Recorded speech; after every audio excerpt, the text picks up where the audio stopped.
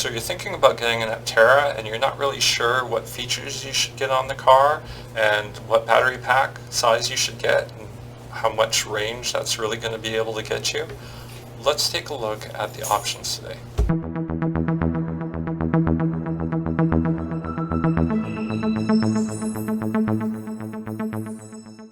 Today we're going to be looking at the Aptera website. So we're going to punch in the website address for Aptera, which is simply aptera.us. And from there you're going to see this display. And you're going to see at the top, we have a few choices here. So we have Shop and Reserve Now, which are the two most important ones that we're going to be looking at today. We're going to start by going into Reserve Now and looking at a lot of the options that you can use to customize your Aptera. So when we click on Reserve Now, we get this nice picture of the Aptera, and we scroll down to get the choices that we have for the different things we can add to our Aptera. So the first one that we come to is the range or the mileage. By selecting that, we can see the different options. On the bottom we have the 250 mile range or 25 kilowatt hour battery pack. For that you're going to be spending about $25,900. If you want to move up to the 40 kilowatt hour battery pack, you're going to be at $29,800. Now, if you're looking at these different ranges and you're wondering if that's going to be enough, something you need to keep in mind is that when they say 250 miles of range, they're talking about everyday range. This is not going to be a highway range. And I think it's nice that they actually clarify it and state it as everyday range, because if you're looking at electric cars and the EPA range, that's an average. So that is an average between your driving around the city, which is going to be more efficient, and driving around on the highway, which is going to take considerably more energy. So if you're thinking that you're going to get 250 miles of range going at 75 miles per hour, you're not. And that's something to take into consideration when you're trying to determine which of these options to go for. Personally, I'd like to have a little bit more range than the 250, so I would be looking at either the 40 kilowatt hour battery pack or the 60 kilowatt hour battery pack. Now, the 40 kilowatt hour battery pack, if it even gets you close to that 400 miles, you're probably doing well. You're probably looking somewhere between north of 300 miles with this particular battery pack, which is going to be pretty good. That's going to get you most of the places you want to go. Now, if you want to go a little bit further, you can get a 60 kilowatt hour battery pack, which is going to be nice because even though the Aptera is really efficient when driving, there are other things we're not sure about the efficiency on right now, and one of those things is heating and cooling the cabin. I'm hoping it's going to be a little bit more efficient, but we're going to have to wait and see on that one. So you might need a little bit bigger of a battery pack, especially if you're driving this around in the winter time. So the 60 kilowatt hour battery pack is going to give you lots of range, probably even in the winter. Even if you're significantly less than the 600 mile range, that's still going to be a lot. There aren't going to be too many trips that you're going to be able to take where you're going to really be affected by the range. Now, a lot of people are concerned about having to stop because they're like, I don't want to stop for half an hour to charge up my car because I can fill up with gas in 5 minutes. When you have that kind of range, 500 mile range, you're able to tailor the stops to when you want to stop, because eventually you're going to need to stop for a bathroom break, you're going to need to stop to grab lunch or dinner, and when you do those stops you can find a place that you can plug it in, walk away from the car while it's charging, go have a meal, and come back and you're charged up, ready to go. And it's actually more effective. You can use your time more efficiently that way because you're not standing by the gas pump pumping for those 5 minutes. You plug it in, leave it, come back to a charged car. Now, if 600 miles of range is not enough for you, they are offering the 1,000 mile range. Now, once again, it's probably going to be like more like 900 miles when you are taking it at 60 miles per hour. If you're going even faster, it's going to drop even more. So you're not going to get the 1,000 miles unless you're driving around town, in which case that's a lot of range. So why would you need that range? Really, I don't think too many people are going to be able to use that range effectively. So I think that is a little bit of a gimmick, but it might have another reason too, which we can talk about a little bit later. And moving down from the range is your choice between front wheel or all-wheel drive. So right here it does indicate that the front wheel drive is 100 kilowatts, and that's going to give you a 0 to 60 mile per hour speed as fast as 5.5 seconds, which I think is plenty fast for most people. Not too many people are going to really need the 150 kilowatt or 0 to 60 mile per hour range in as little as 3.5 seconds, because at that point you're getting to Tesla performance speeds. There are some people who are going to want that, and that's fine. If you don't want it, another reason to consider getting an all-wheel drive is if you're living in snowy climates, and the all-wheel drive is going to give you a little bit more traction. So even though I personally don't think I'm going to need the 3.5 second 0 to 60 sprint time, I do think it's probably going to be worth it to get that all-wheel drive for me in order to maintain the traction during the winter. So I think that's going to be something that I'm interested in. I'm also going to be looking at, ideally I would like the 60 kilowatt hour battery pack. And then we're going to move on to colors. So the interior color is next, and if we scroll back to the top of the screen, it will actually show us these. So that's what the picture is depicting here, and right here, the fourth from the right, we click on that, and it shows us our choices for interior colors. So right here we have the Coast, here we have the Codex, and on the far right we have the Vidya. So if you look at that, you can actually pick which one you like. If you like the contrasting orange, a lot of people seem to be liking that one. That's the Vidya. That's going to probably be quite popular. If you like the darker colors, we have the Coast. The one that I particularly like is actually the Codex with the white and the gray. That's my choice. So I'm going to scroll down, and when I select interior colors, I have the choice between the Coast, the Codex, the Vidya, and for $900 you can get the custom. Now we're not 100% sure what the custom is going to be because it's custom. You're going to be able to pick from some different things, but they do show you on here the custom interior, or one option for the custom interior and another for the custom exterior. So here they have white and blue. It's actually quite nice, but I think I still prefer the Codex, and it doesn't cost me an extra $900.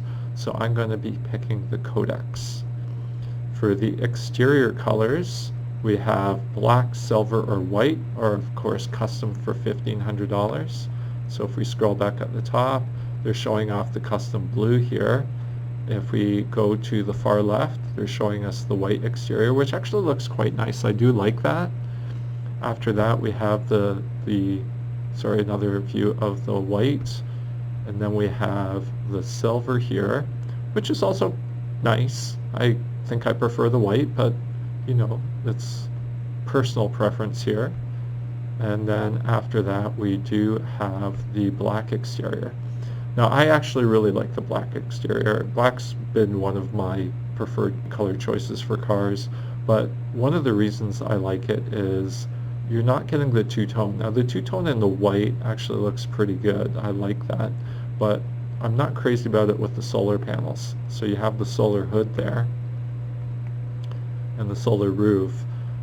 When you get to the black, it kind of disguises it, so it looks like a little more regular, and I do kind of like that. So I kind of like the black for the exterior color, and once again, I don't want to shell out an extra $1,500 for a custom color, so I'm just going to stick with the black. After that, you have solar power. So with the solar power, you have the solar roof included. For an extra $300, you get the solar hood. for an extra $600 you can get the solar rear hatch, and then for $900 you get all of the above. So the solar roof being included, I think that's a really nice touch that that's just included. You don't have to worry about it. After that is the solar hood. Now looking at the cost of the solar hood actually gives you the least amount of solar power, so you're not getting a lot of bang for your buck for the $300 here. It's not bad looking at the prices. We'll go over that at the end, but that's your least cost-effective one. The most cost-effective one is the solar hatch. That's actually pretty good as far as your costs per kilowatt go. $600 isn't bad. However, something you need to keep in mind with the solar hatch is you actually don't get a rear window you can see out of with the solar hatch. It's just a solar panel, so you can't see through it. And that is something that is going to be a concern for a lot of people, and something you should probably know when you're selecting that.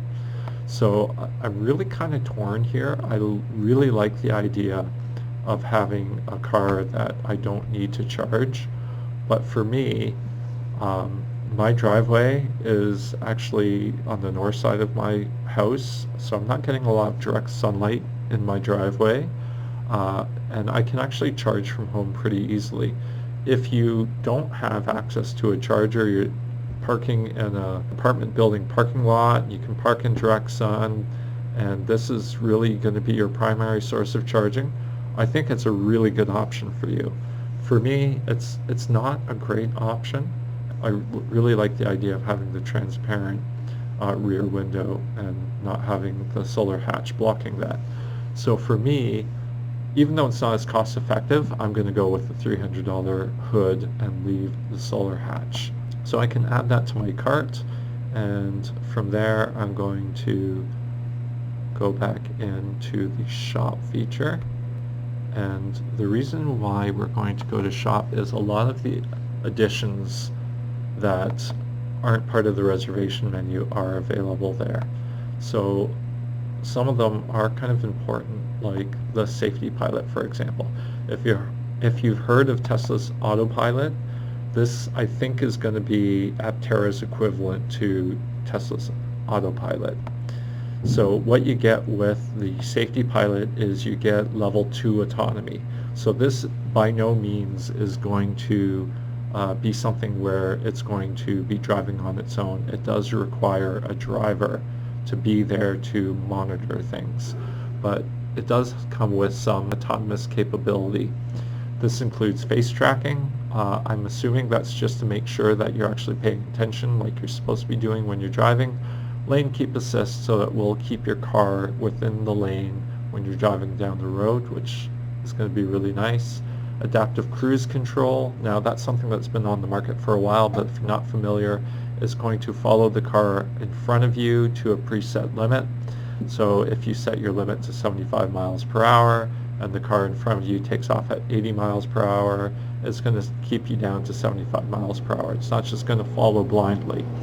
However, if a car in front of you slams on their brakes, it's going to try to maintain that distance until it can't, which is why we have the last entry, which is the emergency braking. So if the car in front of you slams on the brakes, the car should be able to brake on its own. And this is going to be $1,300, which I think is actually pretty reasonably priced. Now you're going to have to decide for yourself if that's something that you want to invest in. But for me, I think that that is something I definitely am going to want on my car, so I'm going to add that to my cart.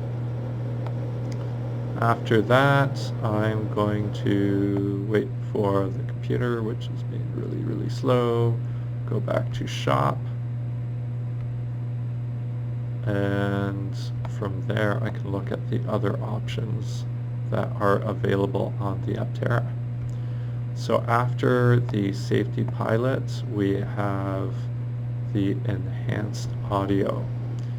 So we don't know a lot about the Aptera sound system right now, so it's really unclear as to whether or not this is something that's going to really enhance the experience. Right now it says an extra 3 channels of audio brings great sound depth along with an added lightweight transmission line subwoofer for accurate and deeper bass response.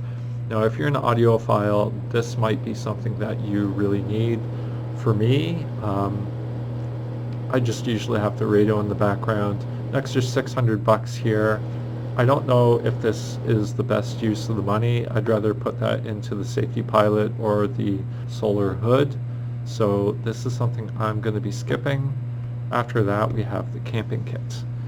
The camping kit is looking kind of tempting to me. I like the idea of having that tent at the back of your car that you could actually go and do this. My girls are all into Girl Guides, so this is something they'd probably like. Integrated tent and rear awning gets you out in the wild but keeps you cozy inside.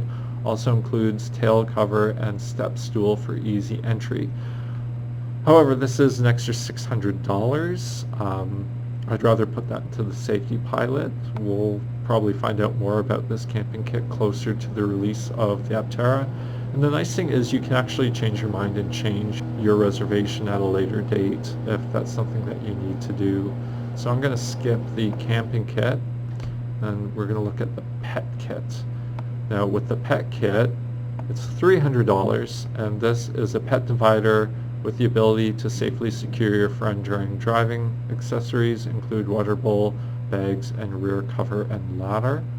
Well, this is looking good, but the thing is the Aptera is not going to be my primary car for taking family trips. So if we're taking a trip with the dog, it's probably a family trip, and we're going to need something that's got more seating than the Aptera. So although this is tempting, it's not something I think I'm going to need in the Aptera, so it is once again something I'm going to personally skip. And then we have the off-road kit. So this isn't something I thought of when I looked at the Aptera that I would be taking off-road, but they do offer this more ground clearance and tougher wheel covers so you can take your Aptera off-road. And this is a $1,000 upgrade for the Aptera. And if this is something you were going to take camping, then this might be appealing to you. If you're someone who likes doing the off-road stuff and it's just you, maybe one other person, and this is going to be your primary car, this might be something that you're interested in. For me, I'm actually looking at two cars right now. I have the reservation for the Aptera. I also have a reservation for a Tesla Cybertruck. And between the Tesla Cybertruck and the Aptera, I think the Tesla Cybertruck is going to be my more off-road capable vehicle. So I don't think the $1,000 is something I need to invest in the off-road kit for the Aptera. I'm going to save that and use that for extra battery capacity and the solar and of course the safety pilot. So I have gone through all of your options here. Hopefully that helps. What I'd like to do is actually take a closer look at the cost benefits of that. So let's do that now. Here's a little cost breakdown I did for the Aptera, trying to figure out what is the best bang for the buck when you're looking at this. So up here I did a little cost breakdown for the battery pack, and you can see here that we have the 25 kilowatt hour battery pack.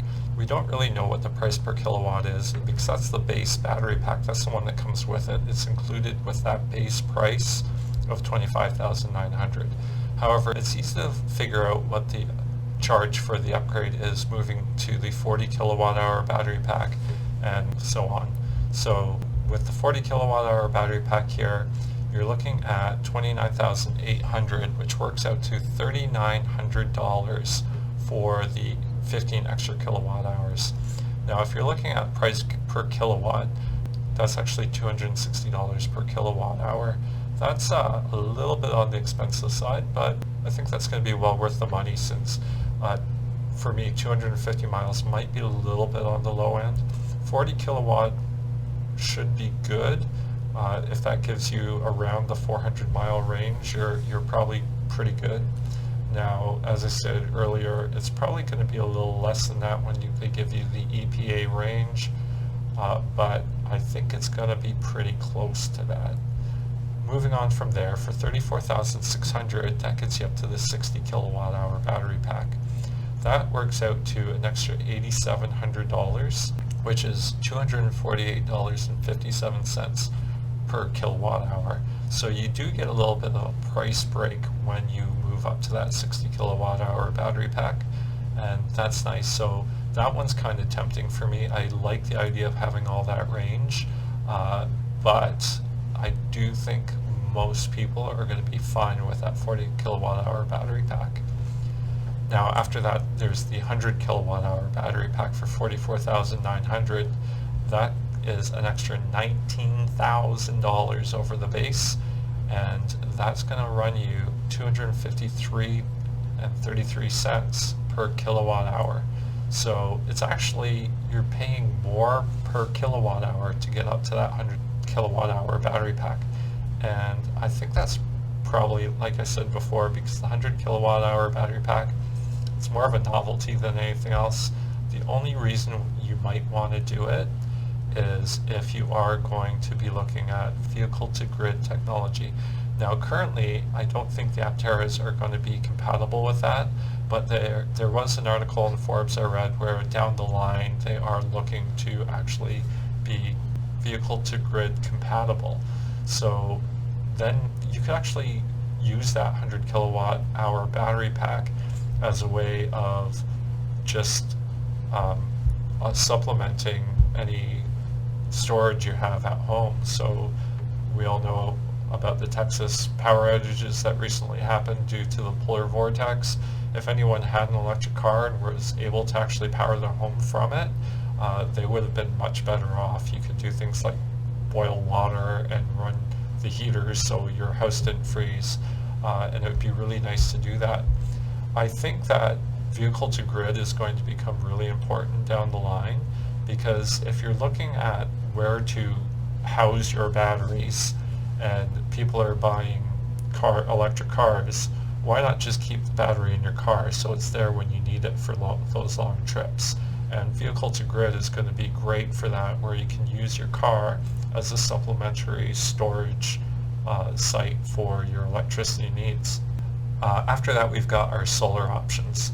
The solar roof is included. That's a 280 watt panel on your roof, and that's going to be about 40% of the total solar power that the Aptera could produce if you had all the solar panels. And that's included, so once again, we don't know what the price per watt is there. After that, we have the solar hood for an extra $300. That's only a 105 watt panel. Only produces about 15% of the total solar power that the Aptera could produce in direct sunlight. And the price per watt for that would be $2.86, which isn't bad. Actually, I'm surprised it's this low for something that's integrated into a car, but that is a lot more expensive than when you're looking at the solar hatch. Now the solar hatch is $600, and that's going to be able to produce about 315 watts from that panel, which is about 45% of this total solar power that Aptera could produce. So it's almost half. And if you look at the price per watt, it's $1.90, which is really quite good when you're looking at what installed solar would be if you put it on your house. It's not that much more. So this is a good option if you're looking at the price, but once again, you do have to take in consideration that you won't be able to see through your back window with that, so that might be a deal breaker. Looking at the other options, I just wrote them down here so you can see them. All-wheel drive is going to be $2,500. If you want the custom interior color, that's $900. Custom exterior color, that's $1,500. Safety pilot, that's $1,300. I still think that's a bargain. Enhanced audio, $600. The camping kit, $600. The pet kit, $300. And the off-road kit would be $1,000. So looking at that, all of those options would be an additional $8,700. So if you were to buy the most expensive Aptera you could, that's going to run you $53,600. Now that's a lot of money. When you compare that to some other cars, it's no longer a cheap electric car, but what you get for that, it might be worth it. If you don't need the extra seating capacity that you get with the other electric cars, you only need seating for two, this is a really compelling choice. I don't see most people getting up that high. That is a worst case scenario. I think most people are going to be able to come well below that amount. So I hope that helped. I hope that gives you a little bit of clarification on what you might want to consider getting in your Aptera. Thanks for watching today. My Aptera code is going to be listed in the comments below. So if you are looking to get an Aptera, I hope that you'll consider using my referral code. That'll get you $30 off the reservation fee, so you're going to be able to book that for $70 instead of the regular $100. Thank you and have a good day.